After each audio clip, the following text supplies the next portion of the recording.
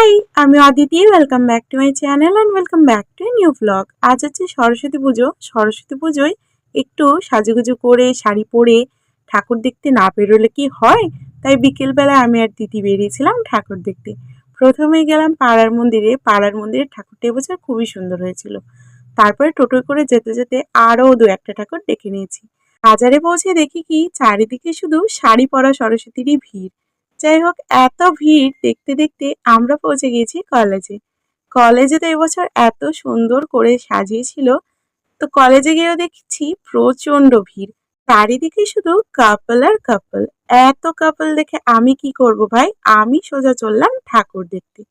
ঠাকুরটা কিন্তু ভীষণ মিষ্টি ছিল। তারপরে চলে গিয়েছিলাম আশেপাশটা কেমন সাজিয়েছে সেটা দেখতে। গিয়ে এই আর্টের জায়গাটা দেখছিলাম, এখানে কিন্তু খুব সুন্দর সুন্দর ছবি ছিল। ওটা দেখার পর এখন যাচ্ছি আমরা একটু ফটো তুলতে। এত কাপলের মাঝে আমরা আপেল তো কি হয়েছে তাই বলে কি আমরা একটু ফটো তুলবো না? তাই সোজা চলে গেলাম সেলফি জোনে। সেলফি জোনে এত ভিড়, শেষমেশ আর ফটো তুলিনি। ঘুরে আসার সময় দেখি কি ছেলেরা খুব ডান্স করছে। তারপরে আমরা ওখান থেকে বেরিয়ে চলে গিয়েছিলাম স্কুলের পাশে একটা ঠাকুর হয় ওটা দেখতে। এই ঠাকুরটাও কিন্তু খুব সুন্দর ছিল। ওখানে খিচুড়ি প্রসাদ দিচ্ছিল, তো ভাবলাম একটু নিয়েই নিই। আর আমি তো লাইনে দাঁড়াতেই প্রথমে পেয়ে গেছি, আর এরা দুজন অপেক্ষা করছে। আর আমাদের রিয়াকশনটা দেখে তো বুঝতেই পারছো, খিচুড়ি প্রসাদটা ভীষণ টেস্টি ছিল। আর সবাই মিলে এখানে দাঁড়িয়ে দাঁড়িয়ে খিচুড়ি প্রসাদটা খেতেও কিন্তু খুব মজা হচ্ছিল। তারপরে গেলাম স্কুলে। স্কুলে অনেকদিন পরে আসা হলো।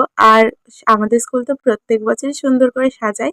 এবছর 23শে জানুয়ারির ওপরই থিমটা ছিল। গিয়ে দেখছি ওখানে আরতি হচ্ছে, তা আমরা একটু দাঁড়িয়ে দাঁড়িয়ে আরতি দেখছিলাম। আর স্কুলে ঢুকেই বেশ পুরোনো পুরোনো স্মৃতিগুলো মনে পড়ে যাচ্ছিল।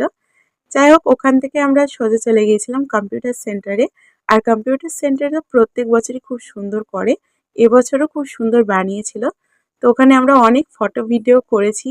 ওখানে সামনে একটা খেলনার দোকান ছিল, সেখানে দেখছি ন্যানো দাঁড়িয়ে। তো আমি ওকে জিজ্ঞেস করলাম যে কি করবি, কিছু কি নিবি? তো ও বললো যে আমাদের পুচকুর জন্য কিছু নেব। তো এখান থেকে ও মাসি বলে কথা, পুচকুর জন্য আর গোপালের জন্য দুটো ডুগডুগি কিনেছিল। তারপরে আমি ওর দিদিকে বললাম আমাকে একটা গোলাপ কিনে দে না, তো আমাকে একটা গোলাপ কিনে দিয়েছিল। ব্যাস, তারপরে আমরা চলে গেছিলাম তো দই ফুচকা খেতে।